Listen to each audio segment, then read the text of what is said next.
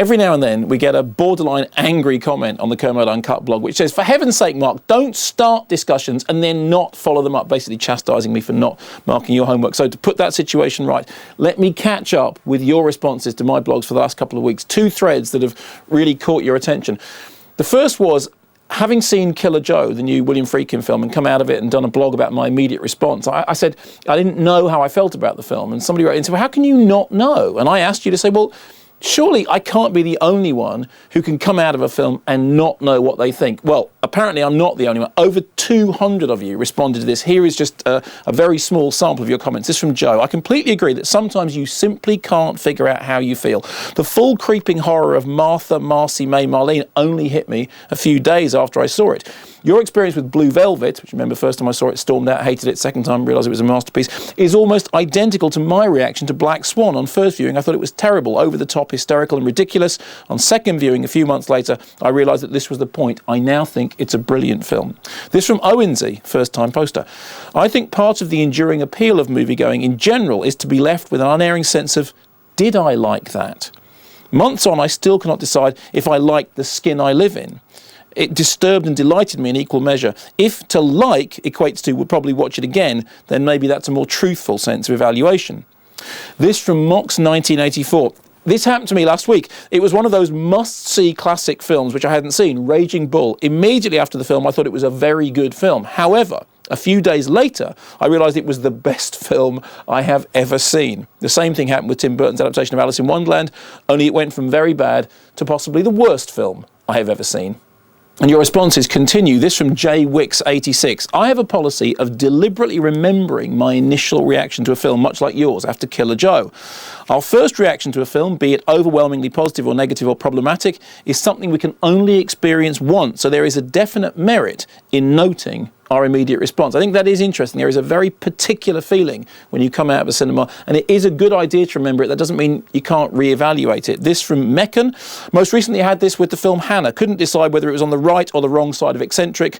Went with the latter in the end. This from Alabama Tick, Tree of Life. A lot of you brought up Tree of Life. Teetering so precariously between preachy religious dinosaur waffle and life-affirming cine poetry. I'm halfway between slapping my hand on my forehead and pensively rubbing my chin, so I end up punching myself in the nose. Tough film, I think we've all been there. Just a few more. This from L. Smith, Scott Pilgrim versus the World. Enjoyed it immensely in the cinema, sat and cringed at home. This from Danny Boy.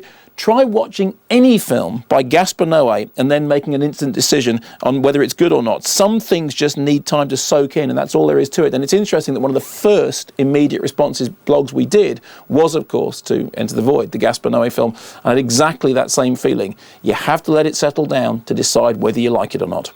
And from that, onto the other hot topic of the moment, which is the question of John Carter. As you know, I didn't like John Carter at all. And I did a blog saying, A, did you see it? Did you like it? And do you care how much it cost and whether or not it makes its money back? Now, I have to say, loads of responses, and overwhelmingly, the general feeling was that you didn't like it, although there have been loads of people who've tweeted me to say, actually, I really liked it and you don't know what you're talking about. So I understand there's a difference of opinion. Here are just some of your responses. This from Mecha Godzilla. I did see John Carter, except when I did, it was called Conan the Barbarian, Troy, Immortals, 300, and Prince of Persia. That's the best gag of the week. This from Steve Zissou. Haven't seen the film, but hope it loses big money. This might make Hollywood rethink making these so-called blockbusters and make some decent smaller movies in future, like Martha, Marcy, May, Marlene, and Take Shelter. These should be the films that people see. This from Nina. Did I see it? Yes, it left me appalled and ashamed after having dragged 3 friends along with me. We jointly spent €52 for 4 tickets to a dim, blurry 3D mess of a movie. I became increasingly passive-aggressive toward the terribly narrated story and purposefully blocked out what little information was successfully conveyed in order to keep my mind in a constant state of, and what the hell is this all supposed to mean? Yes, I care it was so expensive and ill-spent, and the movie was so bad that, unfortunately, I am hoping for its utter failure. May the people and movie-making customs that made this film possible become quickly and mercifully obsolete. Now, I should point out there are some contrary opinions. This one, expressed very well from 3D No More, Kermode.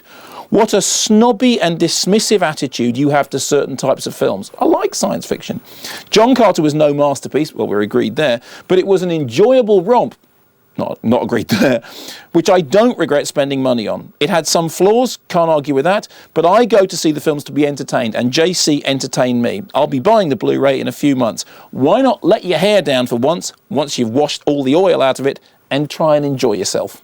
Final couple of comments on this. This from Matthew T. Reynolds. In answer to your questions, have you seen it? Did you like it? Do you care about the money? No, no, and no. What I do care about is the appalling treatment of Led Zeppelin's Kashmir going on in the trailer. Bah. And finally, this from Gabrielle. I'm angry at myself for paying to see this garbage. To be honest, I didn't care what happened to any of the characters in this movie. Just imagine the amount of original, low-budget, independent movies which could have been made with $250 million.